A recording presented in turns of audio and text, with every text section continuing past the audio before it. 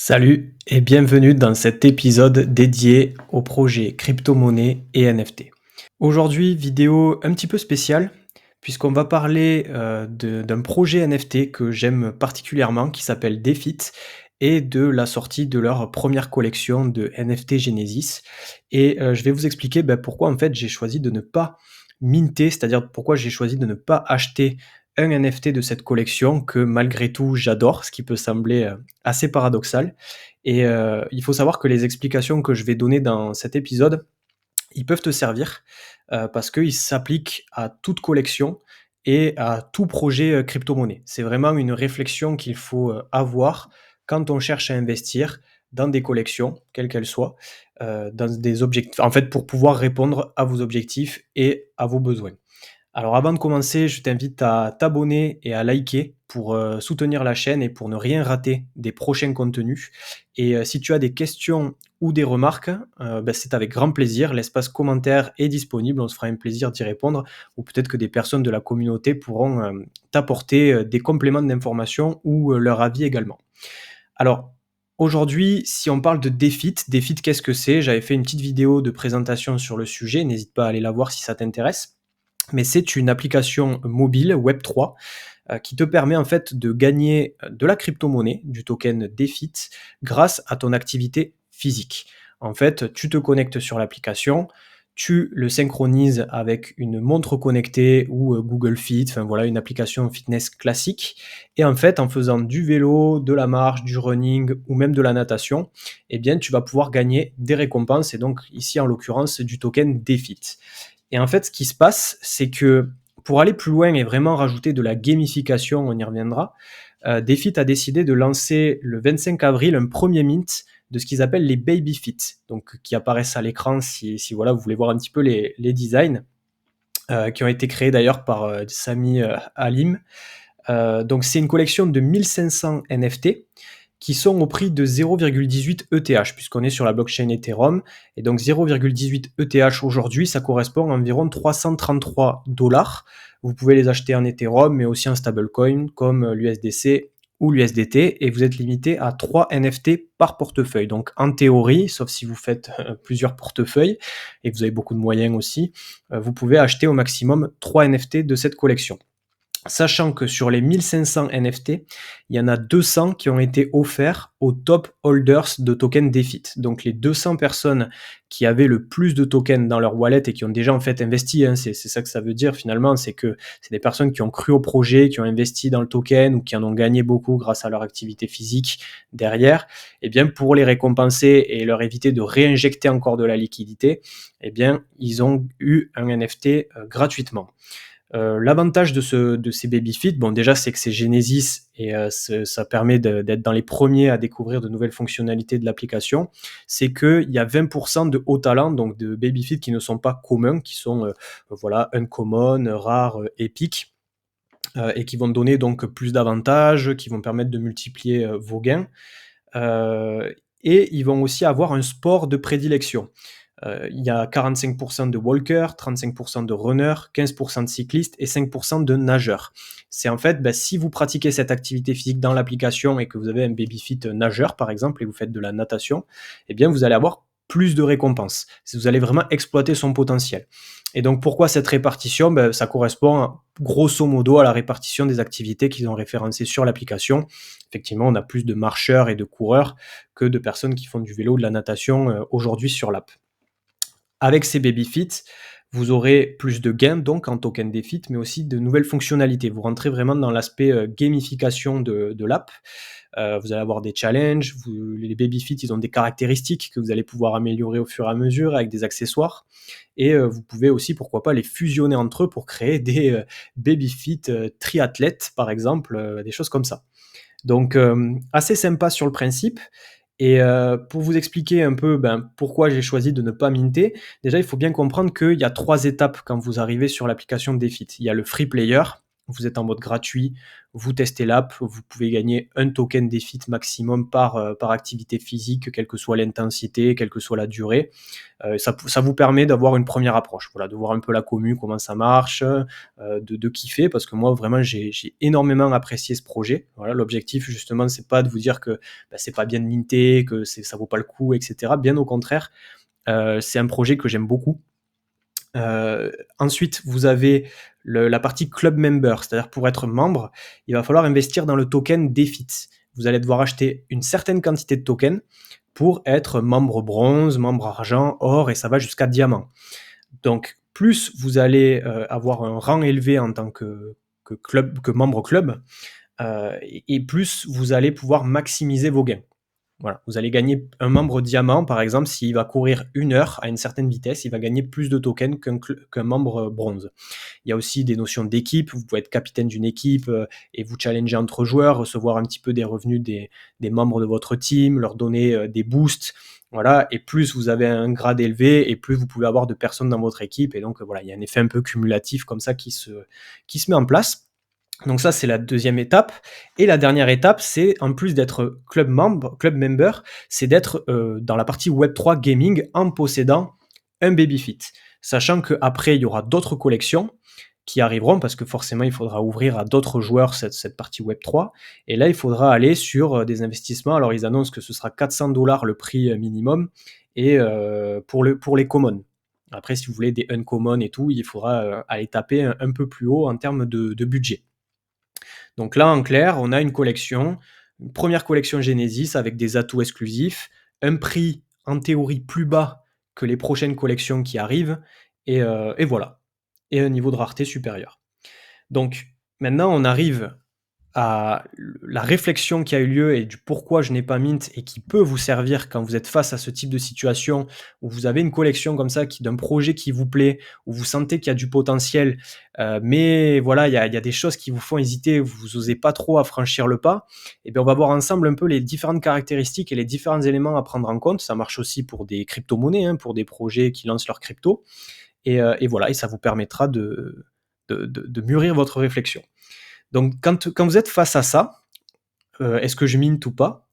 La première question, c'est est-ce que je peux me permettre d'investir 333$ dans un NFT d'un projet Web3 qui est à une phase early? Parce que quand on est sur ces premières collections comme ça, c'est des projets qui débutent. Alors, en l'occurrence, DeFi a quand même plusieurs années derrière elle. Le fondateur, Kevin, on y reviendra, très très actif et vraiment très persévérant, et il a continué à développer l'application, que ce soit du bull market, du bear market, peu importe. Et du coup, mais on reste quand même sur quelque chose qui est early. C'est des premières fonctionnalités qui arrivent, voilà, on découvre vraiment une nouvelle phase. Donc, est-ce que je peux me permettre d'investir cette somme? Déjà, il y a 2 réponses qui sont assez simples. Soit vous avez de très hauts revenus, ou vous avez beaucoup de moyens, enfin voilà, peu importe votre situation perso. Mais si c'est un projet que vous aimez, que les recherches que vous avez fait dessus ou les premiers échanges que vous avez eus, ça vous met en confiance, et que pour vous, je sais pas, ça représente peut-être 1% de vos revenus mensuels, ou voilà, enfin vous avez eu beaucoup de gains sur un autre projet et vous avez des liquidités à dépenser, en vrai, oui, allez-y, quoi. Là, il y a pas 36 questions à se poser. Vous pouvez vous le permettre. Il y a pas de, si vous les perdez, on est d'accord, hein, n'investissez que ce que vous êtes prêt à perdre. Ça, c'est quelque chose qu'on entend énormément dans la crypto ou dans les investissements en général. Alors c'est vrai et c'est faux à la fois, parce qu'on n'est jamais prêt à perdre son argent, quelle que soit la somme, mais quand même, suivant vos moyens, vous serez plus ou moins déçu, ou vous ressentirez plus ou moins d'émotions négatives face à la perte, on va dire. Ça dépend aussi de votre personnalité, bien sûr. Mais voilà, ça c'est, vous avez beaucoup de moyens, ok, 333$ dans un projet que j'aime, que j'utilise, l'application elle est cool, allez on y va. La deuxième réponse possible, c'est le non, tout simplement parce que c'est vraiment hors de vos moyens. Voilà. Ça arrive, il y en a plein de projets comme ça, où les mines sont parfois à plusieurs milliers de dollars, enfin voilà, hein, on est chacun dans des situations spécifiques. C'est pour ça qu'il faut vraiment avoir une approche personnalisée. Vous pouvez pas avoir des conseils généraux comme ça qui marchent pour tout le monde.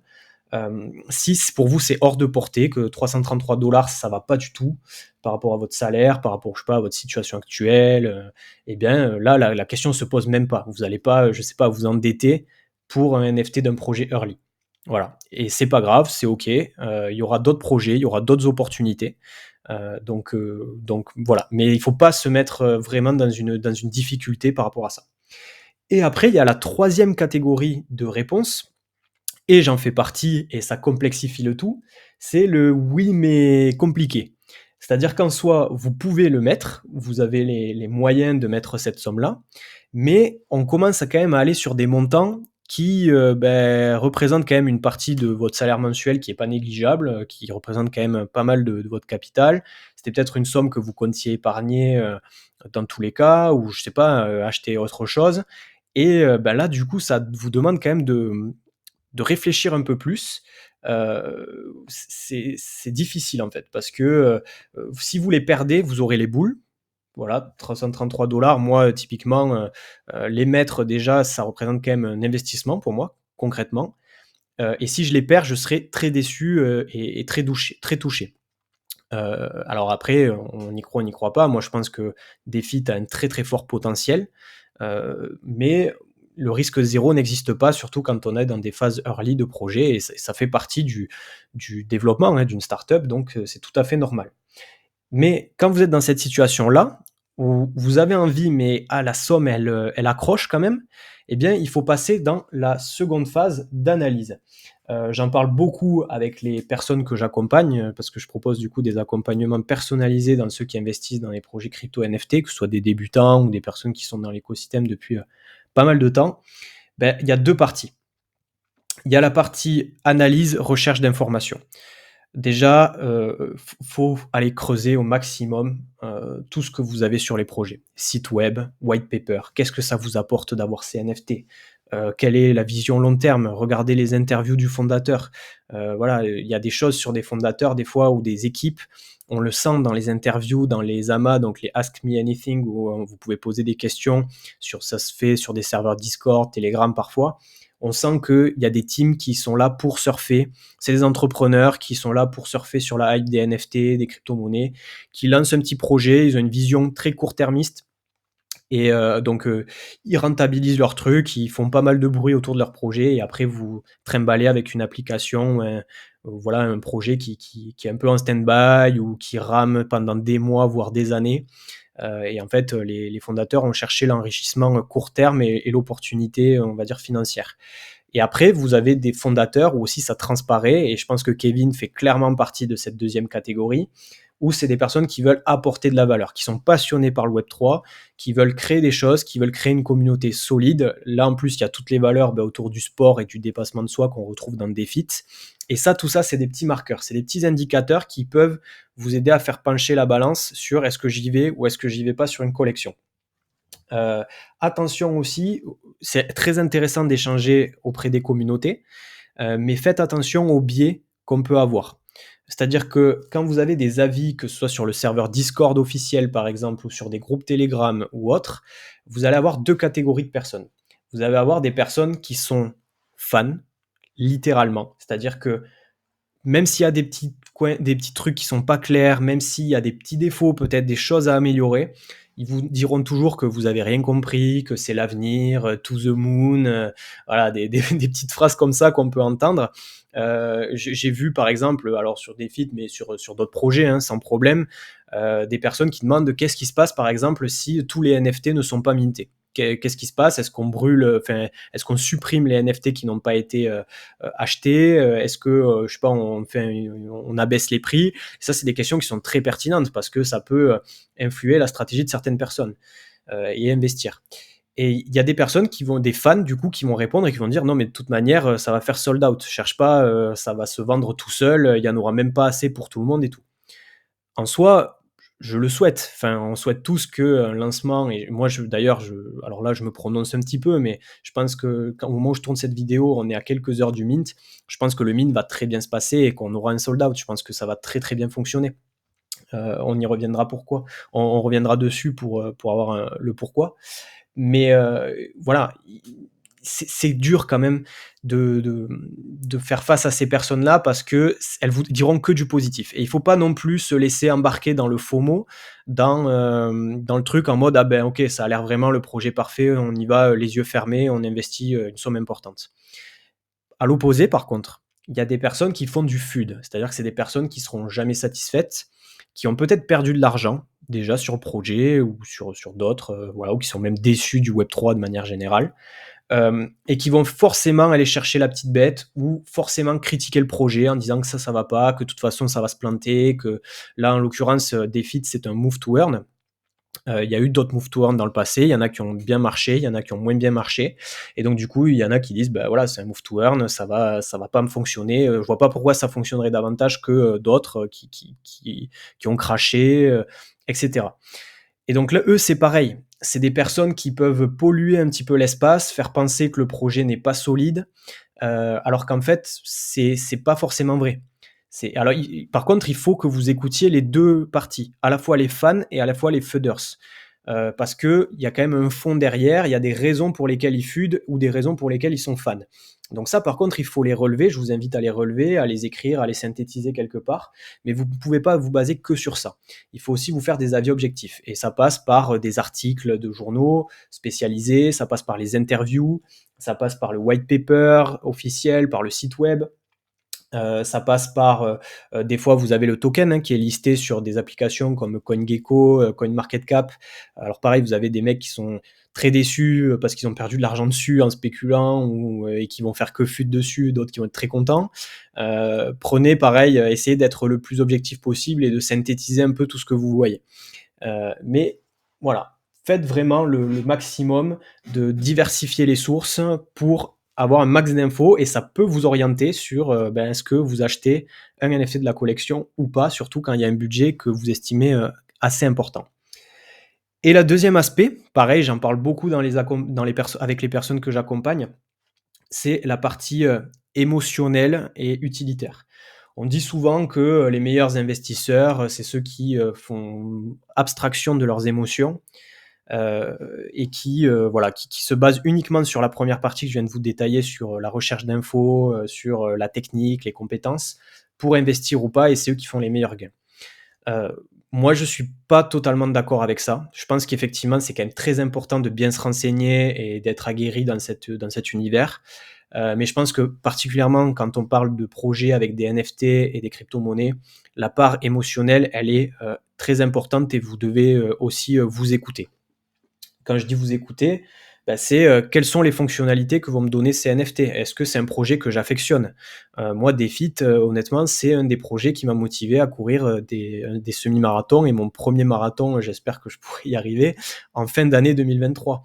Donc oui, moi, c'est un projet que j'affectionne, sur lequel j'ai confiance et qui m'a permis de me dépasser d'un point de vue sportif et aussi de découvrir plein de choses et une communauté également très active avec des personnes très sportives sur les réseaux et une motivation comme ça qui était juste géniale. Et ça, vous devez vous écouter parce que c'est ça qui est motivant en fait au quotidien. Si vous êtes juste un investisseur sans émotion qui passe d'un projet à l'autre pour spéculer sur des trucs, c'est moins fun quand même. Vous prenez moins de plaisir.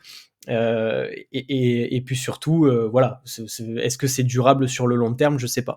Par contre, quand vous commencez à aller vers des domaines qui vous intéressent, donc moi, voilà, tout ce qui est NFT utilitaire en lien avec le sport, la nutrition ou même des petites fonctionnalités qui peuvent nous être utiles dans l'investissement, ça, c'est des choses qui me plaisent. Donc du coup, je vais être plus enclin à aller chercher plus d'informations dessus, à aller creuser.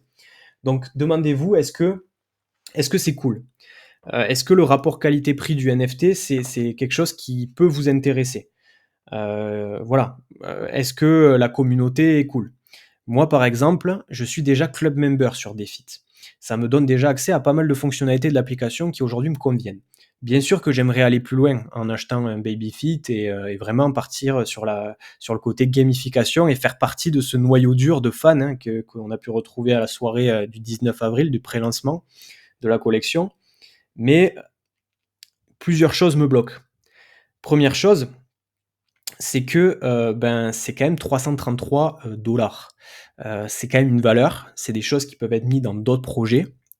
C'est des choses qui peuvent être mises aussi dans le sport, dans la nutrition, pour acheter de l'équipement, pour avoir un suivi, je sais pas, nutritionniste, un coach. Enfin, voilà, il y a d'autres possibilités d'investissement. Mais c'est surtout que dans la collection, il y a quand même 20% de nageurs et de cyclistes. comme je vous ai dit. Donc c'est, vraiment vous allez pouvoir exploiter le plein potentiel de ces NFT si vous faites de la natation ou du vélo. Est-ce que moi j'en fais? Non. Est-ce que je compte en faire? Pas forcément. Peut-être de temps en temps, pour tester, voilà, aller nager un coup, ou faire une petite sortie de vélo. Mais moi, c'est surtout la course à pied et la marche que j'affectionne. Donc même s'il y a une plus grosse probabilité d'en avoir un, si demain j'ai un nageur, qu'est-ce que je fais? Je vais quand même avoir plus de gains, je vais avoir des fonctionnalités supplémentaires, hein, mais il va pas être exploité à son plein potentiel. Et je sais que là, je serais déçu en fait de mon mint. Je pourrais toujours essayer de l'échanger à quelqu'un qui est un nageur et qui a eu un coureur, par exemple, mais ce sera toujours plus compliqué parce que déjà, ben, il faut que la transaction se passe bien, il faut trouver la personne potentiellement intéressée. Et puis, ben, la course à pied ou la marche, c'est quelque chose qui se fait de manière plus facile, on va dire, que la nage. Un nageur peut très bien faire une rando ou aller marcher et quand même gagner du fit et l'exploiter grâce à son baby fit walker, par exemple.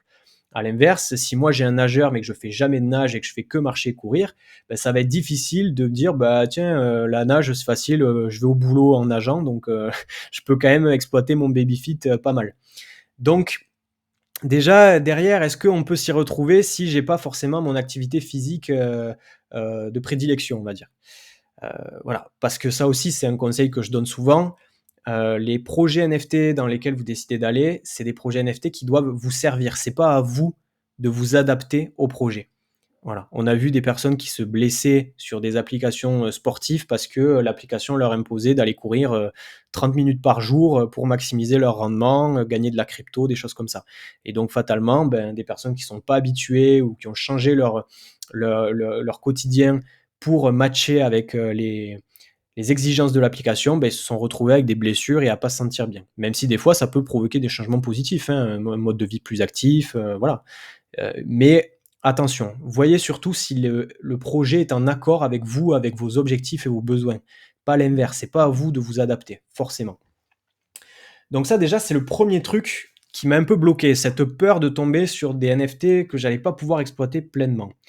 Et la deuxième, ben, c'est qu'on doit quand même penser à l'aspect spéculatif, investissement, on va dire. Et vous aussi, certainement, si vous vous intéressez à cet épisode et au projet NFT, ben, vous demandez aussi le potentiel. Aujourd'hui, on sait qu'il y a un gros noyau de fans, comme je l'ai dit, et je pense qu'ils vont clairement réussir à sold out sur cette collection.